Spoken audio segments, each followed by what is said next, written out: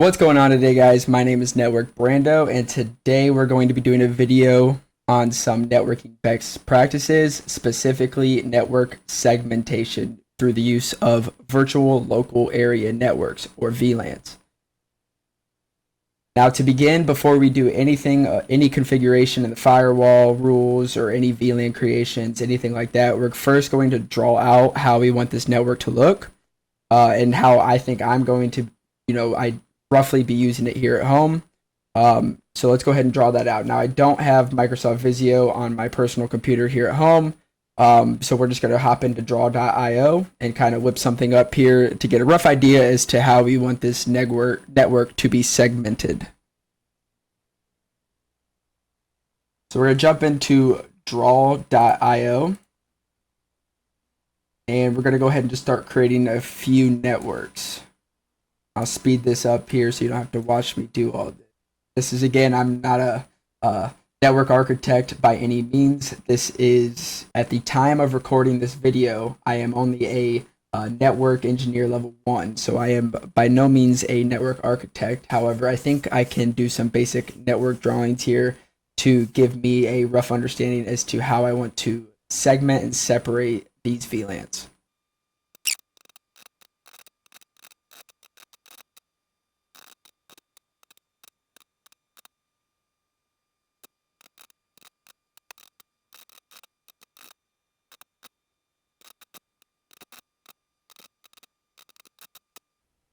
All right, so let's go over these VLANs that I've quickly created here.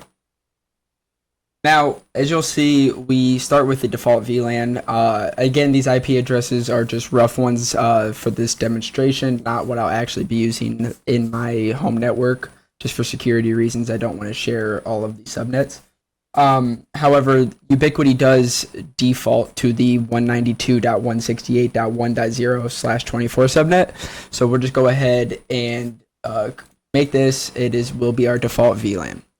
Moving on, we're going to begin with the .2.0/24 subnet, and we're going to call this the management VLAN.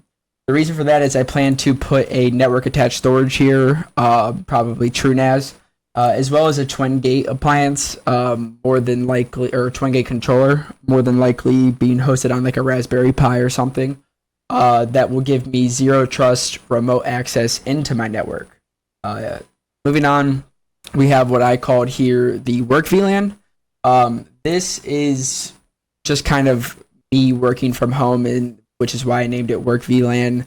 And we're going to go ahead and put this on the 192.168.3.0/24 subnet. This will be things like my gaming PC, my streaming PC, as well as my work from home laptop. Just these three things that I want segmented from the rest of my network for security reasons.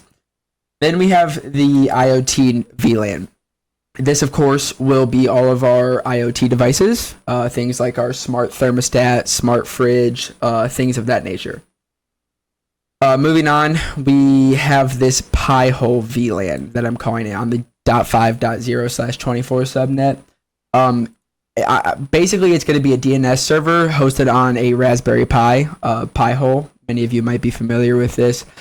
Weirdly enough, I am putting it on its own VLAN, separate from the management VLAN. I feel like it would be okay if I put it here. This would probably be the best route, but the video I saw that uses Pi-hole on in allowing inter-VLAN communication, but it basically delegates port 53 traffic to all the VLANs you want to access Pi-hole on. And just for that reason, we're going to do what that tutorial kind of shows and keep Pi-hole on its own individual separate VLAN. Aside from that, we have the .6.0/24 subnet here, which we're going to call our camera VLAN. These are going to be all of our, home camera recording systems that we want to go back and store on our NDR. Maybe later in the future, we will tie or allow traffic to this NAS from these cameras. That way it keeps these cameras separate from my IoT devices. And last but not least, I have my guest VLAN. This will be for when people come over to give them a guest password. We'll throw device isolation on this VLAN and on this SSID, the guest SSID that is. And just so I can keep, friends that come over, family that come over separate from my wireless devices and my actual network that I want to keep secure. So that is a gist. That is the gist of the network design here. Again, this is super sloppy, super rough. But let's go ahead and add some things here of where we want allowed traffic to go to and from, just so I can get an idea of how to begin creating my firewalls within the Ubiquiti firewall graphical user interface.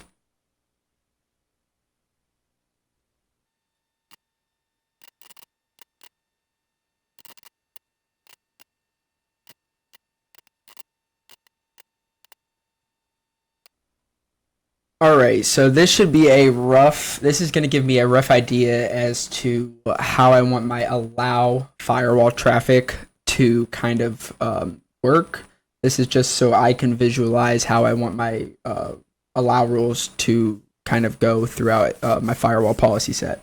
We'll give a brief overview of this. To begin, first and foremost, we want to focus on this Pi-hole VLAN. We're going to be doing a allow port 53. That is the default DNS port to these VLANs, so that way we can have the Pi-hole, the abilities of Pi-hole working on all of our devices across all of our VLANs. So essentially, we're going to allow port 53 to the IoT VLAN. We're going to allow port 53 to the guest VLAN, allow port 53 to the work VLAN, as well as allow port 53 to the management VLAN. I lost the name of it, but that's okay. Aside from that, we also want to allow FTP traffic from this VLAN to the management VLAN. I might lock it down more to the IP address of this network attached storage device. Essentially, the biggest reason is these two computers, streaming PC and gaming PC, while they do a lot of talking back and forth to one another, the streaming PC is recording the gameplay from the gaming PC. Audio is getting transferred over to the streaming PC for those recordings, all kinds of stuff like that. We then want to take the files. So the gameplay or this recording that you're seeing here will take place here. It'll get recorded on this machine, and then we want to send those files across the network to the network attached storage. That way, so in order to do that, we're just going to allow FTP traffic from this work VLAN to this management VLAN and not allow it anywhere else. I don't want anything else to be able to access this network attached storage. With all that said, this is just a rough idea for me to begin creating these VLANs within my UDM Pro, as well as creating these firewall rules. Again, I am not a pro with Draw.io. Typically for work, I would use Microsoft Visio. I don't have a license for that. So this is the best you're going to get with as far as a computer drawing is going to go for now.